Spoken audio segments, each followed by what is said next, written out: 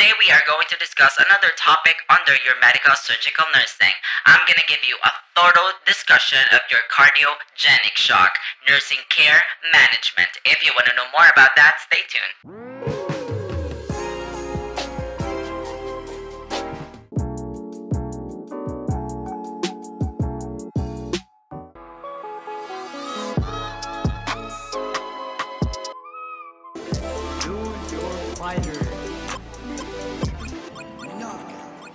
Welcome back to my channel. If you're new here, my name is Neil Gavin. I'm a registered nurse and I do have a degree in medical surgical nursing.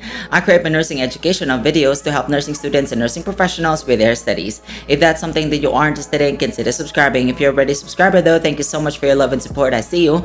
I upload my nursing educational videos once a week. Don't miss that out. Subscribe now. Hit that notification bell so that you will be the very first to watch my newest uploads. Also, don't forget to give this video a big thumbs up and share with your friends because that will really help me know that you like to see more content like this. Without further ado, let's jump into the video, nurses. Isang panibagong lecture ang alay ko sa inyo where we are going to discuss about your cardiogenic shock. This is another concept natin sa ating medical surgical nursing. Ngayon, kung hindi mo pa napapanood yung other medical surgical nursing lectures na ginawa ko, panoorin mo yon. Ililink ko yung actual playlist dito or simply click the description box. I-check out mo yon kasi nandun yung link ng playlist. Kasama na ibang mga playlist natin sa nursing education.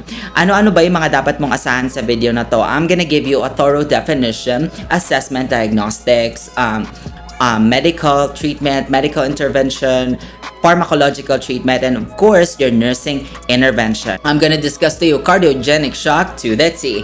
In order for me to do that, I will need to switch back to my PC and I'll see you guys in a bit.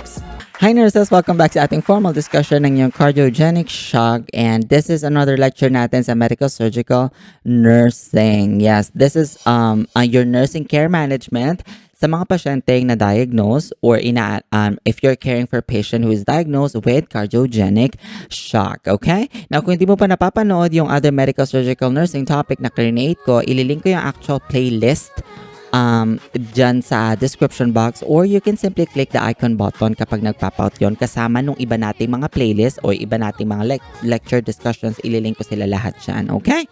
Now, let's proceed. Gawin na natin tong mas mabilis at mas simple. Simplihan lang natin to. Ano-ano ba yung mga dapat mong asahan sa ating lecture for today? Una, we're going to define cardiogenic shock.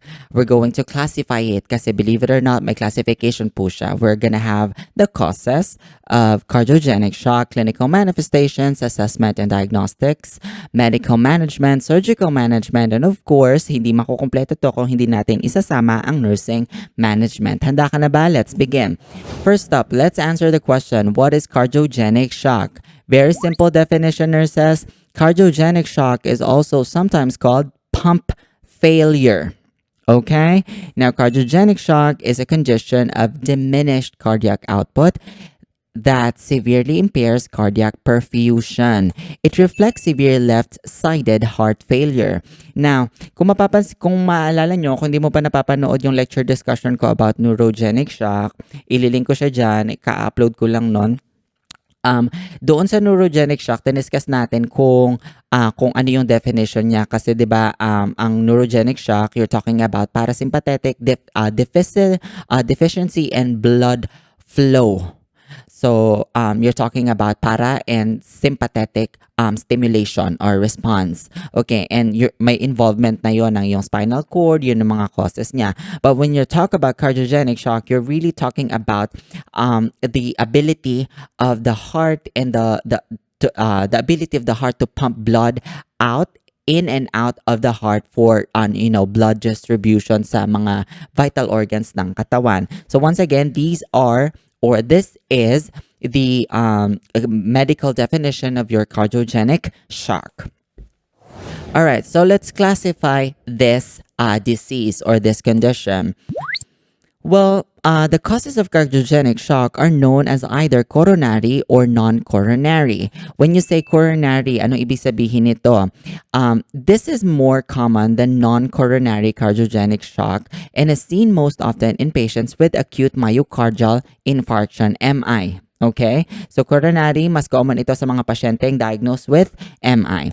Non-coronary, ano naman ibig sabihin na to? For non-coronary cardiogenic shock, this is related to conditions that stress the myocardium, ano to? Yung muscle of the heart, as well as conditions that result in an ineffective myocardial function. When you talk about cardiogenic shock, you are talking about the pump, what's this? How the heart pumps blood in and out of the heart, if that makes sense. You know what I mean? Oh, gets mo na yun. But once again, these are the classification of your cardiogenic shock. You have your coronary and non-coronary. Okay. Now, what are the causes of your cardiogenic shock? Isa-isahin natin to. Huwag ka mag-alala. Get your pen and your paper, alright?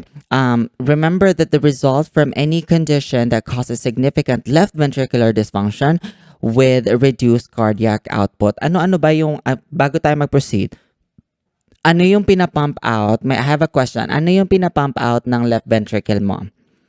Sagutin mo to sa comment section sa baba. Is it oxygenated or deoxygenated blood?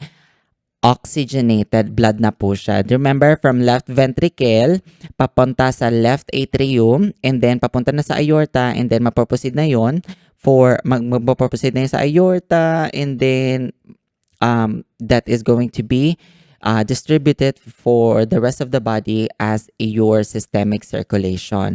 Kung gusto mo mag-create tayo ng lecture about sa blood flow, sabihin mo lang sa akin sa baba. Mag-comment ka sa baba, okay? Now, ito na nga po yung mga causes niya. Myocardial infarction, MI. Now, regardless of the underlying cause, left ventricular dysfunction sets in motion a series of compensatory mechanisms that attempt to increase cardiac output but later on leads to deterioration. Umpisa lang, compensatory mechanism, pero kapag tumagal at napabayaan, this could lead to deterioration. Ang ating heart muscle is very delicate and very fragile. Una niyang gagawin, I want you to understand na una niyang gagawin as a compensatory, narinig mo na tong term na to, di ba? Compensatory mechanism, gagawin niyang tachy. O gagawin niyang, the body will try to normalize everything, but mapapagod siya. At kapag napagod siya, this could lead to cardiogenic shock, yung pinaka-worst na pwedeng mangyari sa iyong pasyente. Ano pa? Myocardial ischemia. Pag sinabi mo ischemia, this is deficient or low oxygen level or supply in the tissue, cell death. That could lead to cell death. Compensatory mechanisms may initially stabilize the patient, but later on would cause deterioration with the rising demands of oxygen of the already compromised myocardium. Myocardium, it is the major muscle of the heart. End-stage cardiomyopathy. Inability of the heart to pump enough blood for the systems causes cardiogenic shock. Alright? So once again, these are the causes of your cardiogenic shock. Paulit-ulit sa cardiogenic shock, pero para mag-stick, alam mo naman sa nursing.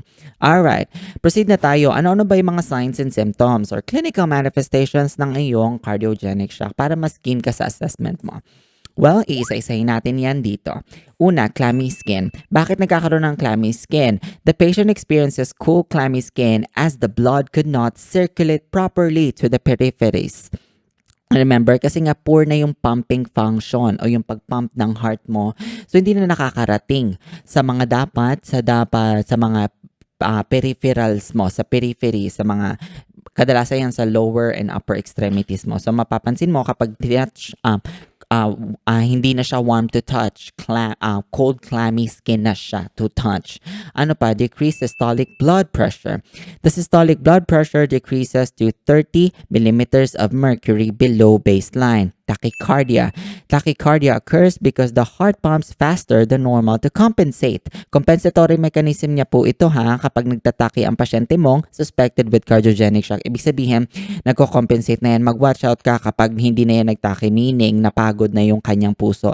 And that could lead to a bigger problem kasi papunta na siya doon sa iyong mismong shock. Okay? Your heart is pumping faster than normal to compensate for the decreased output all over the body. Rapid respirations nga po. The patient experiences rapid shallow respirations because there is not enough oxygen circulating in the body. As a result, hihinga, the body will try to compensate by rapid respirations. RR mo, anong normal RR mo?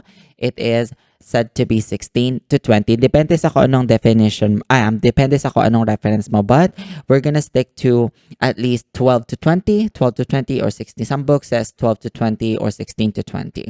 Yun yung normal range mo. Okay? Now, kailangan effortless, unnoticeable kasi yun yung normal na paghinga. Tachycardia, balik tayo dito sa tachycardia. Ano ba? Ang normal values mo 60 to 100. More than 100, that is considered tachycardic already. Next, you have your oliguria. Bakit naman nagkakaroon ng oliguria? An output of less than 20 millimeters per hour is indicative of oliguria, decrease urine output. Alright? Mental confusion. Paano nagkakaroon ng mental confusion? Ang tama nito sa puso lang. Ito ay dahil sa insufficient oxygenated blood in the brain could gradually cause mental confusion and obtundation.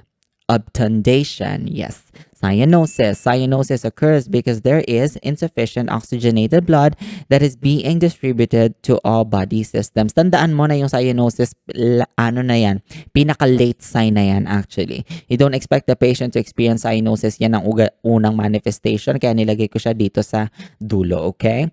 From most common o yung unang mag-a-appear papunta sa mga late signs na. Okay? So once again, these are your clinical manifestation of cardiogenic shock. Proceed na tayo, nurses, assessment and diagnostic findings. Okay, ano ba yung mga dapat mo i-assess and ano ba yung mga diagnostic tools and procedures that you can do to rule out cardiogenic shock? Eto na, isa-isahin natin to. Don't worry.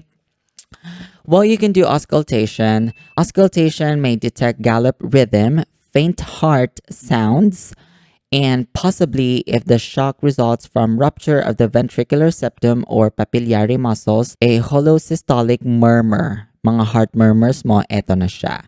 Pwede ka rin mag-pulmonary artery pressure, yung PAP. Now, PAP monitoring may show increase in PAP, reflecting a rise in left ventricle and diastolic pressure and increased resistance to the afterload. Arterial pressure monitoring. Invasive arterial pressure monitoring may indicate hypotension due to impaired ventricular ejection. ABG analysis. Arterial blood gas analysis may show metabolic acidosis and hypoxia. Ano yung makikita mo sa ABG analysis mo? Yung metabolic acidosis and what? Hypoxia. Electrocardiography. Electrocardiography may show possible evidence of acute MI, ischemia, or ventricular aneurysm. Echocardiogram. Now, this can determine left ventricular function and travel valvular abnormalities. Next, and definitely not the least, you have your enzyme levels. Yes, tatama na maaring makaka-expect ka talaga ng elevation of some of your cardiac enzymes. Enzyme levels such as your lactic dehydrogenase, creatikinase, aspartate, aminotransferase, and alanine aminotransferase may confirm MI. Once again, these are your assessment and diagnostic findings for ruling out your cardiogenic shock. Now, how are you going to manage cardiogenic shock, nurses? Isa-isahin natin to. Now, the aim of treatment is to enhance cardiovascular status, and you can do this by administering oxygen or O2 to minimize damage to muscles and organs. Angioplasty and stenting. A catheter is inserted into the blocked artery to open it up. Balloon pump. A balloon pump is inserted into the aorta to help blood flow and reduce workload of the heart. Pain control. In a patient that experiences chest pain, ano yung pwede mo ibigay? IV morphine is administered for pain relief. Pero cautious lang tayo sa pagbibigay ng morphine ha, kasi this can cause respiratory depression. Dapat mo i-check ang alin? RR. Kung di mo napapanood, parang gumawa ata ako ng mnemonic or lecture review material sa anong tawag doon, mnemonics natin sa administration of morphine. Ililink ko siya dyan. Nandun yun sa mga nursing mnemonics, I believe, and drug study. Kung di mo pa napapanood, panoorin mo yun. Alright? So, hemodynamic monitoring. An arterial line is inserted to enable accurate and continuous monitoring of BP and provides a port from which to obtain frequent arterial blood samples. Fluid therapy. Administration of fluids must be monitored closely to detect signs of fluid volume overload. Very mindful tayo sa ating IV regulations, okay? So once again, these are your medical management. Isama na natin ang iyong pharmacological management. Okay. Ito po yung mga sumusunod na gamot na itatalakay natin dito ay mga gamot na kadalasan ginagamit natin or mas madalas natin ginagamit sa mga patient who receives treatment for cardiogenic shock. Una, IV dopamine. Dopamine is a vasopressor, increases cardiac output, blood pressure, and renal blood flow. IV dobutamine. Dobutamine is an inotropic agent that increases myocardial contractility. Norepinephrine. Norepi is a more potent vasoconstrictor that is taken when necessary. IV nitroprusside.